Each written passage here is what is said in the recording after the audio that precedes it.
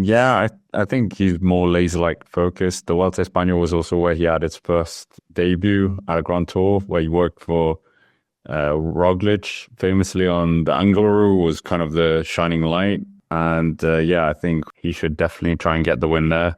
And if Tade does go, that will be quite good, like you said, to see them actually at two Grand Tours in 1 year. But including this team presentation about where he's going, etc., etc. The Tour de France, we haven't really touched on that too much. We talked about that it does suit him, the Host-Camp stage, yada, yada, yada. But what did you make of the team announcement? Because they added more riders to the team for the Tour de France selection. So Wout van Aert, obviously, Simon Yates, who's also going to the Giro d'Italia, Jonas Vingegaard, Matteo Jorgensen, Sepp Kuss, Victor Campenaerts, Christophe Laporte, Thies Benoot. I mean, there's not really any surprises in there, you would think. But yeah, that looks like a really solid squad. It absolutely does. And Visma Lease bike, also Jumbo Visma back in the day, did used to announce these squads like super early in the season, and they do generally stick to them, barring maybe one or two riders who might crash and might be replaced with somebody like, like Van Hooijdonk back in the day might have been replaced with Benoit or something like that. So I think by and large this will be the squad. So if that is the case, I think it's super strong. UAE will be able to also muster a team which is going to be equally as strong, if not a little bit stronger, possibly. The thing is, it's so hard to match somebody like Wout van Aert, say, for example. And Jorgensen proved himself to be such a big talent last year, winning Paris-Nice, almost winning a Tour de France stage, top 10 in the Tour de France on his debut. Simon Yates, great addition to the squad, along with Sepp Kuss, who, he's won the Vuelta, just kind of, off the cuff, whatever. Drop that in there as well. It's a super good squad, and I think UE will be looking at that with like a bit of analysis, going, right, how do we match this, or kind of go one better in some departments. Yates for Yates. It's a house.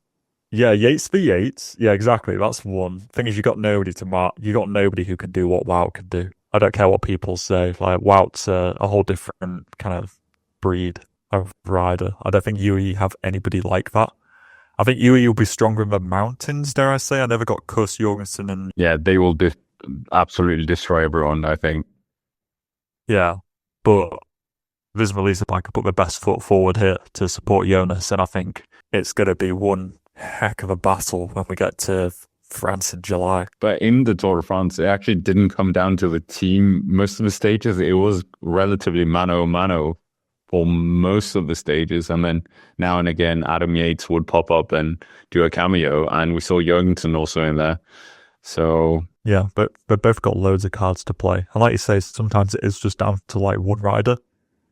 It's not necessarily the whole team's strength, although there's probably a lot of unsung work which goes on in order to kind of keep people safe, and, just the silent work that goes on, the unsung heroes. But I think it's going to be such a good battle, and I can't wait to see what UE Team Emirates XRG are going to field in response to this, because we don't have like an official one. They just have names there. Poggy's going to go, Yates will probably go, Narvaez will probably go, Almeida as well, Vellens, maybe Novak. There's a couple of spaces there where I think we need a bit more climbing support in there, because at the moment those UE riders don't match up, I think, to Simon Yates, Jorgensen and Kuss. So we'll see what UE bring out in response, and when that'll be, I don't know. UE tend to keep their cards relatively close to their chest for quite a while. Which makes sense, because most of the season hasn't been done yet, or any of the season, so you kind of need to feel that. Yeah, but I mean, in terms of bringing this back to the video we're doing, Vingegaard's schedule, so you were saying is quite a good, we both agree it's a good lead up to the Tour de France. The Vuelta, yes, that would be really interesting to see as well. But would you want him to have like a Il Lombardia, World Championships, Liège, Bastogne-Liège, some like just any hint of a one-day race? Is that the missing key? I don't think it is. However much we... You don't want it. You don't want it. You don't want to see him in Liège. Really? Wow. Thing is, right, last year, San Sebastian. Jonas went into it with good form, right? Coming out of a tour. In theory, if there was going to be a race, which was pretty hilly, let's face it, San Sebastian, if there was going to be a one-day race which suits Jonas, it was going to be that. Like, yeah, Il Lombardia would suit him a bit more because it's a bit more mountainous. But the fact that Jonas didn't even, I can't remember where he finished. He either DNF'd or he finished somewhere just so far in oblivion it didn't matter.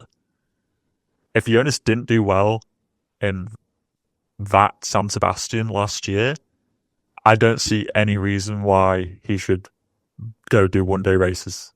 And I know that's painful because we've speculated for so long thinking about whether he could do. But I just think that Jonas is just a stage racer. And people may think that's boring, but he isn't half effective at it.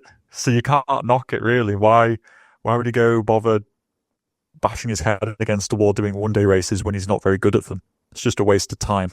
It's a waste of the team's resources, a waste of his resources. He may as well just focus on what he's good at, which is mountains.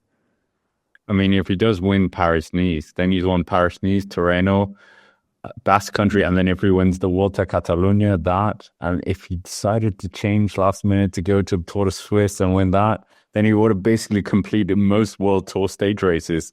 Okay. He's won the Tour of Poland as well. Tour of Franche, he's missing that. Needs to do Romandy. Oh, yeah, Romandy. Okay, yeah. So, I mean... He's getting there, though. Yeah, so